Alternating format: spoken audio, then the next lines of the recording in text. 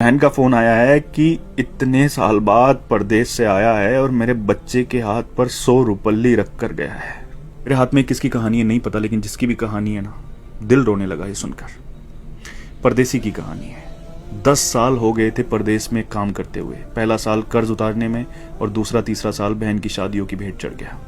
चौथे साल कुछ करके आने का सोचा तो पापा की तबीयत खराब हो गई, नहीं आ पाया। यहां तक कि पापा दुनिया छोड़कर चले गए तब भी नहीं आ पाया। बूढ़ी माँ घर में अकेली थी। आने का सोचा लेकिन कोई बचत नहीं थी, तो फिर परदेश से हिम्मत नहीं हुई कि इतने साल परदेश में रहकर खाली हाथ कैसे जाऊं।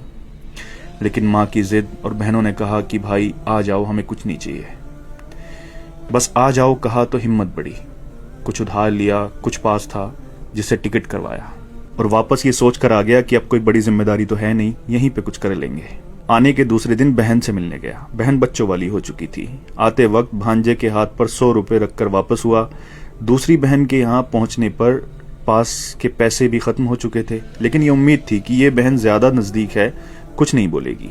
वहां से वापसी पर भांजे के हाथ पर कुछ नहीं रखा और जब घर पहुंचा तो मां ने बताया कि एक बहन का फोन आया है।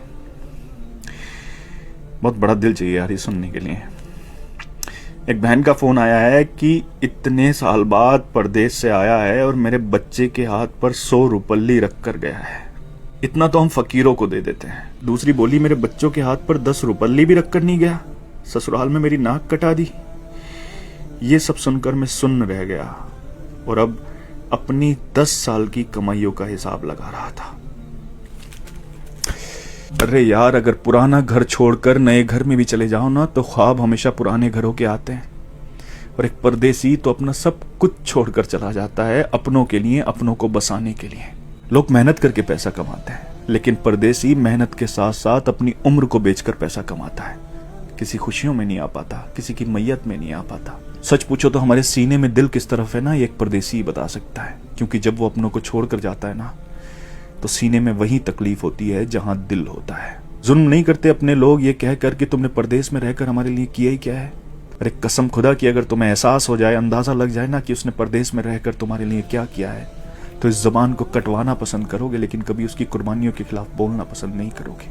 सच कहते हैं जिसका दर्द होता है उसकी तकलीफ को सिर्फ वही समझता है। परदेसी का दर्द सिर्फ वही समझ सकता है जिसने अपनों के लिए अपना घर छोड़ा हो।